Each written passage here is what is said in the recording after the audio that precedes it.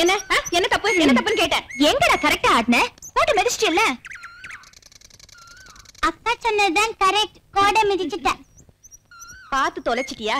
இந்தா ஒழிஞ்சு போ. ஓஹோ, அப்ப நான் சொன்ன கேட்க மாட்டீங்களோ? இரு இரு, அப்புறமா பேசிக்கிறேன்.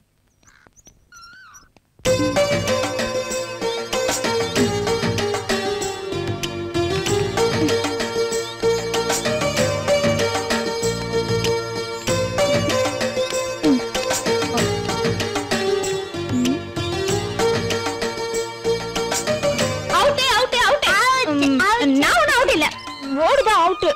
ரெண்டு பேரும் சேர்ந்து 4 கண்ணால பார்த்தோம். Out out out. நீங்க விளையாடுன ரைட், நான் விளையாடுன தப்பா? இந்த விளையாட்டு வேணாம், போங்கடா.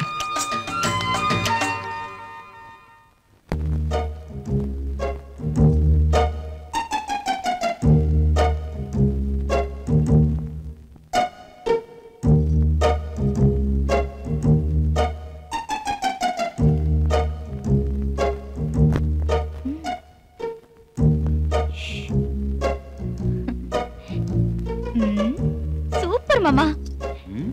மாமா, உங்க இளமையோட ரகசியம் இதுதானா?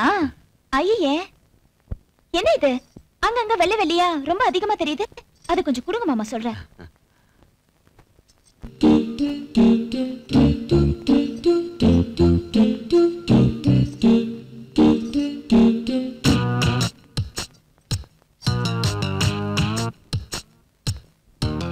இனிமே நீங்க பாத்துக்கங்க.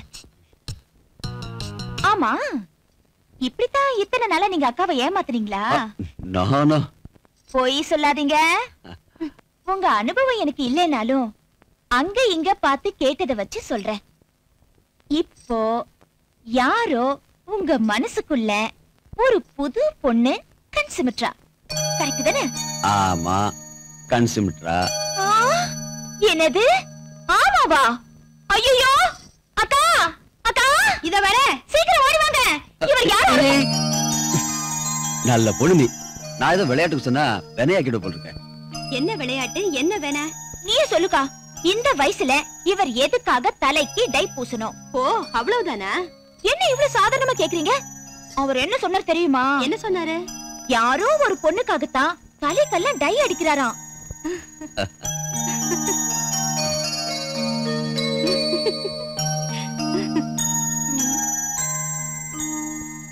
ஊர்ல நல்லது கெட்டதுக்கெல்லாம் கலந்துக்கிறவரு. கொஞ்சம் ஸ்டைலா இருங்கன்னு நான் தான் அவரை டை போட சொன்னேன். எல்லாம் நீங்க கொடுத்த தைரியம் தானா? உருப்பிட்ட மாதிரிதான். கர்த்தரை தவிர எங்களுக்குள்ள யாரும் நுழைய முடியாது. இந்த சிண்டு முடிக்கிற வேலையெல்லாம் வேற எங்கேயாவது வச்சுக்கோ. எப்படியாவது சண்டை மூட்டி விடலான்னு பார்த்தா முடியலையே. நல்லா இருங்க.